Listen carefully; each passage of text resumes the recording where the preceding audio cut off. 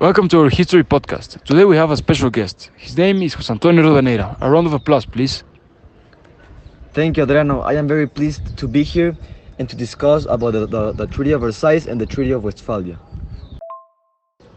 Hi, Jose. So, can you now explain us what do you think about the Treaty of Versailles, or what was it? How can you describe it? Sure.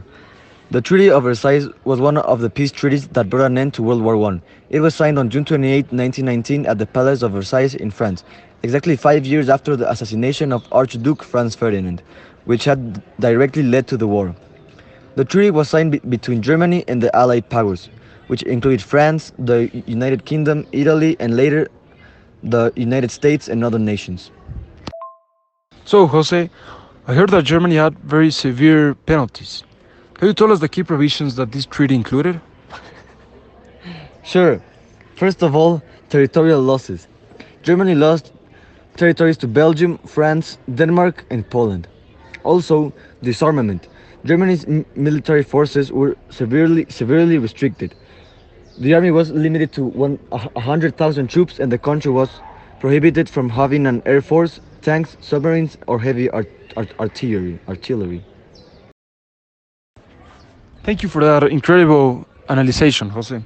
Now I wanted to ask you about the Treaty of Westphalia. What is your opinion about this treaty and how did it happen? Okay, sure. So now I can teach you about the Treaty of Westphalia.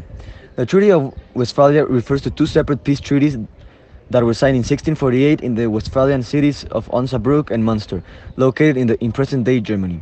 These treaties effectively ended the European phase of the 30 Years' War that was from 1618 to 1648 and the 80 Years' War from 1568 to 1648 between Spain and the Dutch Republic. The Treaty of Westphalia ended the long period wars. So, Jose, do you know any other key elements or outcomes that came from the Treaty of Westphalia? Sure, I can give you several. First, recognition of sovereign states. The peace treaties recognized the sovereignty of individual states, both large and small, within the Holy Roman Empire. Second, territorial changes. The treaties led to significant territorial changes in Europe. For example, France gained territory and the Dutch Republic, now known as Netherlands, gained independence from Spain. Several German states also gained independence from the Holy Roman Empire. 3. Religious freedom. The treaties recognized and guaranteed the religious freedom of the various states within the Holy Roman Empire. The Peace of Westphalia allowed rulers to choose between Lutheranism, Catholicism, and Calvinism for their realms. Lastly, it was the end of the 30 Years' Wars. The treaties ended the devastating 30 Years' War, which had been one of the most destructive conflicts in European history, resulting in widespread destruction, famine, and population loss. So, Jose, the Treaty of Westphalia gave a lot of sovereignty and ended a lot of wars in Europe. Do you have any final conclusion or thoughts about this Treaty of Westphalia?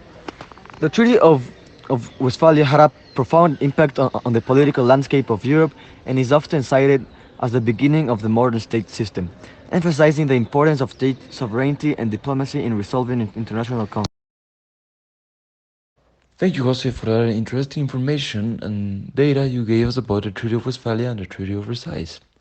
Based on the information, now I can give my opinion and say which treaty for me was better. In my opinion, the Treaty of Westphalia was a very good treaty because it also created like a framework for modern international relations and gave the concept of state sovereignty, and that helps in today's nations. While the Treaty of Versailles wasn't too helpful because it blamed all in Germany and eventually it led to a World War II. Thank you, and thank you for having in our podcast. We will see you another time. Bye.